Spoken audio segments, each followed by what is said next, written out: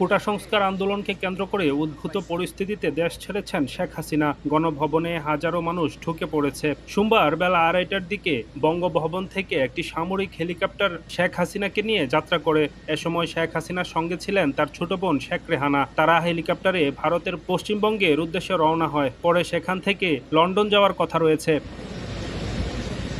এদিকে বার্তা সংস্থা এএফপি জানিয়েছে, শেখ হাসিনা ও শেখ রেহানা গণভবন থেকে নিরাপদ স্থানে চলে গেছেন। শেখ হাসিনা যাওয়ার আগে একটি ভাষণ রেকর্ড করে যেতে চাইলেও সে সুযোগ পাননি।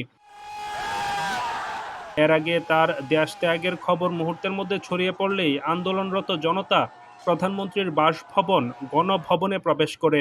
গণভবনে ঢুকে লেক থেকে বড় বড় মাছ ধরে নিয়ে উল্লাস করতে দেখা গেছে কাউকে, আবার গণভবনের বালিশ হাতেও দেখা গেছে কাউকে কাউকে। গণভবন থেকে শাকসবজি, মাছ, মাংস, চেয়ার যে যা পাচ্ছেন তাই নিয়েই দৌড় দিচ্ছেন। নিয়ে গেছে টেলিভিশন, ঘড়ি, লাগেজ, ঘুড়ি, এমনকি কাপ পিরিচও।